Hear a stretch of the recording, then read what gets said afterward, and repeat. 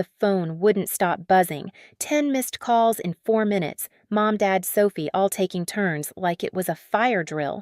I watched the screen light up, then fade, while snow tapped softly against my window. On the counter sat my packed suitcase, a boarding pass to Colorado folded beside it. 10:01 a.m. That was the time they were supposed to meet me at the bank to buy my sister her apartment, the one I was easily able to afford. I stirred my coffee calm and steady. I didn't argue. I just disappeared. But if you knew what pushed me to walk away, you'd understand why silence was the loudest thing I ever said. My name's Lily. I'm 30 years old and I've been working since I was 16. Back then, my friends were saving for concert tickets. I was saving for textbooks and gas money. I flipped burgers after school stocked shelves on weekends and told myself that every dollar was a step away from needing anyone's help. By the time I graduated high school, I had enough for one semester of college, barely. When I got accepted into Tech University, I thought my parents would be proud. I came home that night clutching the letter, my heart racing. I got in, I told them at dinner. My dad looked up from his phone long enough to say, "That's the expensive one, isn't it?" My mom sighed, slicing Sophie's chicken into tiny, perfect bites. "We don't have that kind of money, Lily. Maybe you should have tried harder for a full scholarship." I remember the sting in my throat as I forced a smile. Sophie, 12 years old at the time, grinned like she understood something I didn't. That was the moment I realized I was on my own. I took out student loans, $60,000 at first. By the time I graduated, the interest had turned it into 80. I worked through college campus tech lab tutoring whatever I could find. Most nights I fell asleep at my desk with an empty coffee cup and a half-eaten granola bar. The only person who cared enough to check on me was my grandma, Nora. She called every Sunday, sent me little envelopes with $50 bills and notes written in shaky, cursive, "Keep going, sweetheart. You're almost there." She was the reason I never gave up. When I finally graduated, my parents didn't come. They were on a cruise with Sophie, something we'd planned for months, my mom said over the phone. Grandma Nora drove 4 hours to be there. She stood in the crowd waving like I was the only person in the world. After graduation, I got my first real job as a software engineer. It wasn't glamorous, but it was steady. I rented a small apartment, ate canned soup for dinner, and paid every extra dollar toward those loans. I watched my friends buy new cars and travel while I calculated how many years of payments I had left. 10 if I was lucky. My parents rarely called. When they did, the conversations were polite, shallow. "How's work?" "Good. That's nice." Sophie just got elected to student council. By the time I hit 30, I had one goal: finish the debt and finally breathe. The morning I made my last payment, I sat in silence staring at the screen that said, "Balance $0." It should have felt like freedom, and it did for a moment. Then the phone rang. Mom's name on the screen. After years of silence, she suddenly wanted dinner to reconnect. If I'd known what she really meant by reconnect, I would have let that call go to voicemail. Dinner at my parents' house felt exactly how I remembered it. Too clean, too quiet, like the air itself didn't trust you to breathe. Mom greeted me with a smile that looked rehearsed. Dad stood behind her, hands tucked into his pockets. Sophie was already at the table, scrolling on her phone, pretending not to notice me. "It's so good to see you," Mom said, leaning in for a hug that barely grazed my shoulder. "You've been so busy. We hardly hear from you." I wanted to laugh. "You hardly tried." Dinner was roast chicken, mashed potatoes, and the same old hierarchy. Sophie sat at the head of the table where Mom used to sit, chatting about her new job at a marketing firm. They listened like she was delivering the State of the Union. When I spoke, the room quieted in that polite, uninterested way. So Dad started carving his chicken. "You're still at that software company?" "Yes." "Good money in that field," he said. "Must be nice to be comfortable." I shrugged. "I'm doing okay." Mom poured wine into Sophie's glass before mine. "You deserve it, sweetheart," she said to her. "Not me. You've worked so hard." I bit my tongue. I'd worked harder than anyone at that table, but I'd learned long ago that saying so only made me look bitter. The next week, I went to visit Grandma Nora. She was sitting in her favorite armchair knitting something pink. "You saw them, didn't you?" she asked. I nodded. They seemed interested in my finances. Her knitting needles paused. Oh, Lily, that's exactly what I was afraid of. What do you mean? She sighed. My friend Judith, she lives next door to your parents, called me yesterday. Said she overheard them talking in the yard. They're planning to ask you to help Sophie buy an apartment. Something about $350,000. For a second, I thought I misheard her. They want me to buy her an apartment. Grandma nodded slowly. They said you have a good job now, no student loans, that you could easily afford it. That phrase hit me like a slap. Easily afford it. I spent 12 years climbing out of a hole they helped dig, and now they wanted me to jump into another one for Sophie. I sat back, my chest-tight eyes burning but dry. They didn't even pay $1 for my tuition, I said quietly. They told me to figure it out myself. I know, sweetheart, Grandma said softly. I was there. I looked at the little clock on her mantel, the second hand ticking too loud. They never cared how hard it was for me, and now they think I'm just an ATM with legs. Grandma put down her knitting and reached for my hand. You don't owe them anything, Lily, not after everything they put you through. Her words sank deep. I had spent years waiting for that validation from anyone, and now, hearing it out loud, it didn't feel like permission. It felt like release. That night, driving home through the snow, I replayed her words in my head. My phone buzzed again. Mom, I didn't answer. The voicemail that followed was syrupy sweet.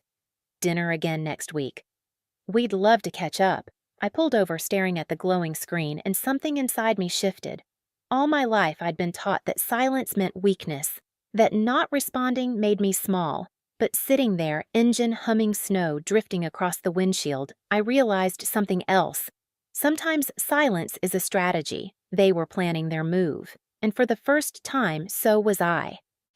2 weeks after that dinner, Mom called again. Her voice was soft, almost rehearsed. Your father and I were just saying how proud we are of you, Lily. Why don't you come by this weekend? We can have a nice family dinner. Sophie will be there too. It was the first family dinner invite I'd had in years. I said yes, knowing exactly why they wanted me there. Saturday came, wrapped in gray skies and sleet. I almost turned around halfway there, but curiosity or maybe closure kept me driving. When I stepped inside, the house smelled like lemon cleaner and control. The good china was out. Sophie's laughter floated from the kitchen. Mom met me at the doorway, a little too cheerful. You look so professional these days, she said, eyes flicking over my coat, my boots, my bag. Your job must be treating you well. It's fine, I said. Dinner began like theater. Polite small talk, exaggerated smiles. Dad asked about my salary out of curiosity. Mom mentioned how Sophie had found this beautiful apartment downtown, great location, 2 bedrooms near her office. Sophie jumped in. It's perfect, Lily. You should see it. I smiled faintly. Sounds nice. Mom set down her fork and folded her hands like she was about to lead a prayer. Your father and I have been talking. Sophie's at a point in her life where she needs stability, and well, you're in such a strong financial position now. Dad cleared his throat. We think it would mean a lot if you helped her get started. Maybe co-sign the loan or even cover the payments for a while. I felt something in my chest tighten, but my face didn't move. $350,000, I said slowly as if tasting the number. Mom smiled. Exactly. It's not that much when you think about it. You could easily afford it. The sentence hit like a gunshot, word for word what Grandma said I'd hear. I set my fork down gently. The room went still. Of course, I said. If that's what you want. Relief washed over their faces. Sophie squealed, hugging me. You're the best. I knew you'd help. I hugged her back, my smile soft and hollow. That night, I went home and started packing. Not in anger, in clarity.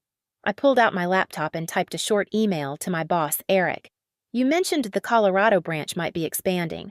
If that position's still open, I'd like to be considered. His reply came within hours. Let's talk Monday. I stood in my half-empty apartment, cardboard boxes, open snow starting to fall outside. For the first time, I wasn't running from them, I was walking toward myself. They thought I'd show up at that bank to hand over my freedom. But the truth was, by the time they sat down to sign those papers, I'd already be gone. The week before the bank meeting, I moved like a ghost through my old life, packing boxes at night, canceling my lease, transferring my mail. Every detail was calculated methodical. By Friday, my apartment was stripped bare except for one small box labeled Colorado. I didn't tell Grandma Nora until the day before my flight. We were drinking tea in her kitchen, the smell of chamomile soft in the air. Colorado, she repeated, frowning slightly. That's so far. I nodded. I can't stay here, Grandma. They'll never stop taking if I keep giving. She studied my face for a long moment, then smiled, sad, proud. You do what you need to, sweetheart. Just promise you'll call me when you get there. I will. That night I double-checked everything, the movers, my ticket, the new apartment, waiting across state lines. My phone buzzed again. Mom, don't forget about the appointment. 10:00 a.m. sharp.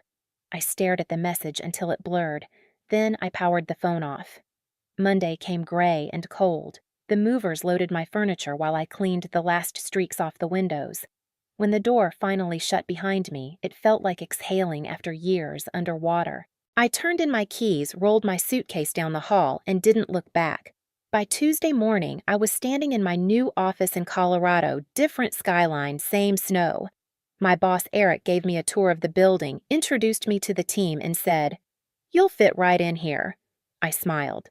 That's the plan. At 9:59 a.m. that Friday, my phone began to vibrate on the desk. First Mom, then Dad, then Sophie. Call after call, buzzing like angry wasps. I watched it for a moment before flipping it face down. At 10:03, I imagined them sitting at the bank, checking their watches, wondering why I was late. At 10:05, maybe Mom would start pacing, whispering that I was being selfish. At 10:10, Dad would grumble about embarrassment. At 10:15, Sophie would pout, crossing her arms, saying she promised. And by 10:30, when realization hit, I hoped the silence that followed would be deafening. Around noon, my phone lit up again. Texts stacked one after another. "Where are you? We're waiting. You're making us look stupid." Then finally, "Call us now." I took a slow sip of coffee and answered. Lily, Mom's voice was sharp, frantic. "Where the hell are you? We've been sitting here for 2 hours." I looked out the window at the Colorado mountains, sunlight glinting off the snow. "At work," I said. In Colorado. Silence. Then chaos. Colorado. "What are you talking about?" "I transferred last week," I said simply. "New position. New start." Mom's breath hitched like she'd been slapped. "You can't just run away like this. We need you here." "No," I said quietly. "You need my money. There's a difference." "Lily, don't be dramatic. We're family. I interrupted, my voice calm, steady. "You mean the people who told me I wasn't worth a loan for college but mortgaged the house for Sophie's tuition? The people who missed my graduation because she wanted a cruise? Don't twist this," she snapped. "You're being cruel." "Cruel," I laughed softly. "Do you want to know what cruel is, Mom? It's watching your own child drown in debt and calling it tough love. It's pretending fairness when all you ever did was pick a favorite." Her voice cracked. "We just thought you thought I'd still be desperate for your approval." Behind her, I could hear Sophie crying. "Lily, please just help me. I need this place to start my life." I swallowed hard, then start it, but not on my back. There was a pause, a heavy, disbelieving pause, and then Dad's voice came through, rough and angry. "You're disrespecting your mother. After everything we've done for you," I cut him off. "What exactly have you done?" "Dad." Besides, watch, the line went dead quiet. I could almost see their faces. Mom's jaw tight, Dad's hand gripping the phone, Sophie's tears, half frustration, half shock. Finally, Mom spoke, her voice low and trembling. "If you hang up now, don't bother coming back." I smiled, a small, honest smile that no one could see. That's the idea. Then I ended the call. The phone buzzed again immediately, then again. I blocked their numbers one by one. Each block felt lighter, like cutting the strings of a puppet. For a few minutes, I just sat there, still listening to the hum of the office around me. My chest ached, but not from guilt, from relief. Outside, the light had changed. The snow was catching the sun, sparkling in a way that almost hurt to look at. I pressed my hand to the glass, the cold seeping into my skin, grounding me. In my mind, I could still hear Mom's last words, "Don't bother coming back." And for the first time, I believed her, and it felt like freedom. Later that afternoon, Grandma Nora called. Her voice was warm, steady. "They came by," she said. "They wanted me to call you to make you see Reason." I laughed softly. "And did you?" "I told them Reason left with you," she said. "I told them they'd lost the only decent heart in that house." I leaned back in my chair, eyes closing. The hum of the office, the distant sound of typing, the smell of coffee, it all felt new, clean, untouched. "I didn't argue," I said quietly, more to myself than to her. I know she replied, "That's why it worked." And she was right. I didn't need to shout to be heard. My silence had said everything. The next few days felt strangely quiet, like the world had turned down its volume. No more vibrating phone. No more guilt pressing at the back of my chest.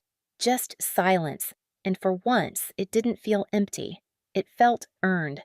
I settled into my new apartment in Colorado, a modest one-bedroom with sunlight spilling across the hardwood floor every morning. I unpacked slowly, one box at a time, until the last thing left was a framed photo of Grandma Nora. I placed it on the kitchen counter next to a steaming mug of coffee. When she called that evening, her voice carried that soft, knowing smile I'd missed. "They're furious, you know," she said. "Came knocking on my door shouting about betrayal." "What did you tell them? That they've mistaken generosity for servitude," she replied. "And that I'm proud of you." I laughed quietly, staring out at the skyline, glowing pink against the snow. "You've always been the only one who saw me. I just wanted you to see yourself, Lily." Later, I scrolled through my phone. Voicemails filled my inbox, Mom's anger, Sophie's tears, Dad's silence. I deleted them all without listening. Outside, the city lights flickered to life one window at a time. Somewhere far away, they were still sitting in that house, blaming me for not being the daughter they could use. And here I was, finally living like the woman I'd fought to become. 6 months later, spring finally reached Colorado. The snow melted into bright rivers along the sidewalks, and the air smelled like new beginnings. Grandma Nora came to visit, wrapped in her favorite pink shawl. We sat on my balcony with cups of tea, watching the mountains turn gold in the afternoon light. "You know," I said, smiling, "I don't owe anyone anymore. Not their approval, not their forgiveness, nothing." Grandma reached over, squeezing my hand. "That's what freedom sounds like." I looked out across the city, feeling the calm settle in. For the first time, I'm not running from something. I'm running toward me. If you've ever had to walk away to protect your peace, I hope this story reminds you you're not alone. Share your story below and stay with us for the next one.